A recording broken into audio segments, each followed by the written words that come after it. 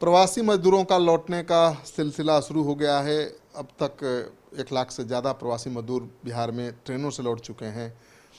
आगे क्या चुनौती आने वाली है सरकार के सामने और सरकार को किस दिशा में समाधान के लिए काम करना चाहिए, इस विषय पर बातचीत करेंगे जाने माने समाजशास्त्री एस नारायण से।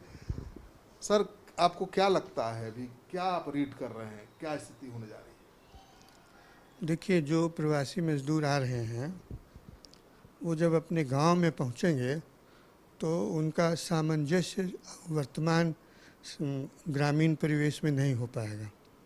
आपने देखा होगा, अखबारों में पढ़ा होगा, और आप तो खुद न्यूज़ बनाते हैं कि जब वो गांव किसी को मालूम हो जाए कि ये कोरोना वाला है तो उसको सब उस गांव में जाने का रास्ता बंद कर देता है और उस आदमी को मार पीट कर भगा देता है।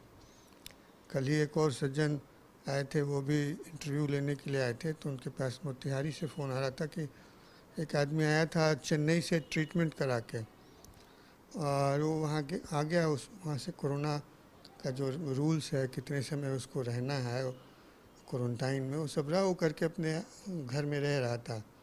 तो लोग अगल बगल के लोग कंट्रोल रूम में फ़ोन कर दिए कि ये आ गया है, इसको यहाँ से ले जाइए, नहीं तो सबको कोरोना फैला देगा।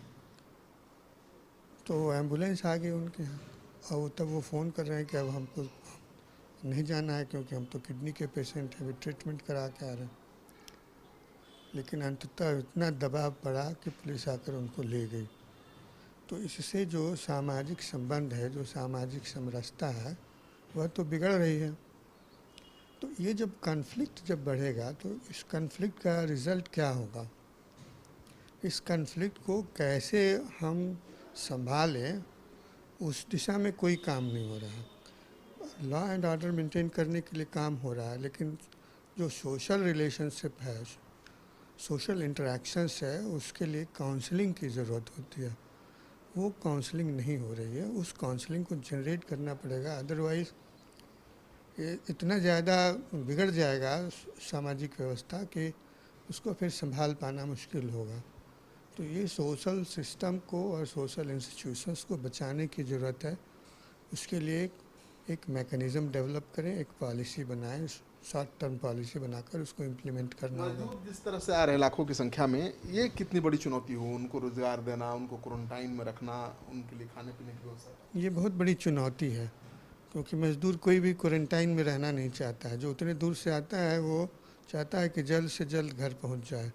और जिसको आप देख रहे हैं कि जिसको भी उसके गांव के पास रखा जाता है क्वारंटाइन सेंटर में, वो कहने को क्वारंटाइन में रहता है, लेकिन but for all practical purposes वो जाके अपने घर में ही रहता है, खाना भी अपने घर का ही खाता है।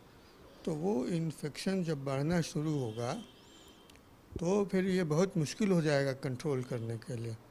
और उसको भी कंट्रोल किया जा सकता है अगर उन लोगों को अच्छे से समझाया जाए क्वारंटाइन होम में रखने के पहले कि अगर वो भागता है तो उसका क्या नुकसान होगा। तो उस तरह का काउंसलिंग तो हम करते नहीं हैं, लाए और उसको जैसे आप गाय भैंस को कांजी हाउस में रख देते हैं ना, वैसे जैसे वहाँ ट्रेन से उठाए ले जाकर उसको वहाँ रख दिए, तो वो ह्यूमन बीइंग है ना, उसके रोजगार कितनी बड़ी चुनौती होगी? रोज़गार तो बहुत बड़ी चुनौती होगी। रोज़गार आप देंगे कहाँ से? आपके पास, सरकार के पास पैसा नहीं है कि उतना रोज़गार का सृजन कर सके। आप कहते हैं कि हम स्किल डेवलपमेंट का ट्रेनिंग देंगे, कितने दिन का दीजिएगा? 15 दिन का, 1 महीने का, 2 महीने का, 3 महीने का? उसके बाद क्या होगा? 3 महीने के बाद क्या होगा? और स्किल ट्रेनिंग आप देते हैं, उसको स्किल डेवलप करते हैं, तो स्किल डेवलपमेंट के बाद उसको चाहे कॉटेज इंडस्ट्री हो, चाहे उसको कोई बैंक से लोन मिले, कोई इंडस्ट्री लगाए, कोई घरेलू धंधा करे, काम काज करे, तो उसके लिए उसको पूंजी चाहिए ना। तो वो पूंजी कहाँ से आएगा उसके पास, क्योंकि वो तो पिछले 4 महीने से बेकार बैठा है, कुछ कमा नहीं रहा है। जो कुछ बचाया था वो तो उसका आने जाने में खर्च हो गया। तो वो जो है, उसके लिए ये ज़रूरी है कि वो हर गांव के साथ जुड़ा हुआ जो आर्थिक सामाजिक उत्पादक वस्तुएं हैं, उनके साथ जोड़ करके अगर उनको स्किल ट्रेनिंग दे रहे हैं या उसके साथ जोड़ करके उनको आर्थिक उपार्जन का उपाय बता रहे हैं, तो तो धीरे धीरे ये उनको आप सेटल कर सकते हैं, जो कि आप अभी नहीं कर रहे अभी हैं। तो नौकरियां जा रही हैं, आत्महत्या का सिलसिला बढ़ रहा है। आत्महत्या का रेट तो बहुत बढ़ गया है, सुसाइड का रेट बहुत बढ़ गया है। आप रोज़ अखबार में देखते हैं कि जिसका नौकरी छूट गया वो तो सुसाइड ही कर रहा है, क्योंकि उसके पास कोई उपाय नहीं है, उसको दिख नहीं रहा है कि तुरंत कोई नौकरी मिलेगा।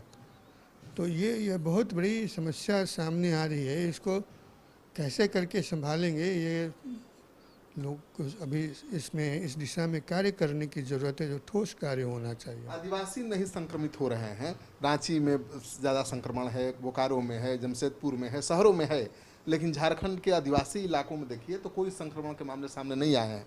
नहीं, ये केवल झारखंड का ही नहीं, पूरे ट्राइबल इंडिया में आप देखें, चाहे त्रिपुरा हो, मेघालय हो, जहाँ भी देखें, जहाँ भी ट्राइबल से उसका इम्यून कैपेसिटी बहुत स्ट्रांग है और उनके पास हर्ब्स है, वो नेचर के करीब रहते हैं, उनके पास ऐसे रूट्स एंड फ्रूट्स हैं जिसको खाकर के वो खाते हैं वो, और उससे उनको कोई कोरोना नहीं हो रहा है। इसलिए ये जो हो रहा है वो रांची शहर में है, बोकारो शहर में है, जमशेदपुर शहर में, आदिवासी गांवों में नहीं है। तो वो ये आपको पॉपुलराइज करना पड़ेगा कि वो जो हर्ब्स का और रूट्स का जो उपयोग करते हैं और उसका काढ़ा बनाकर पीते हैं या उसको जिस तरह से भी उपयोग करते हैं, अगर वो हम उपयोग करें तो दूसरे कोई दवा की ज़रूरत नहीं पड़ेगी, उससे हमारा भी इम्यून सिस्टम दूर हो जाएगा और उससे उनका कुछ आर्थिक लाभ भी होगा। उस तरह का कुछ जो पौधा है और रूट्स हैं वो हमारे बिहार के गाँव में भी हैं। तो उसको आइडेंटिफाई करना है, उसको आइडेंटिफाई करके उसको आप यूज़ करें, तो उससे जो गांव में रहते हैं उनको कुछ आर्थिक आमदनी भी होगी और हमारा ये जो रेट है कोरोना का बढ़ने का वो भी कमेगा। सरकार की तैयारी को कैसे देखते हैं? जो कोरोना से लड़ने की तैयारी है वो कितनी दुरुस्त है?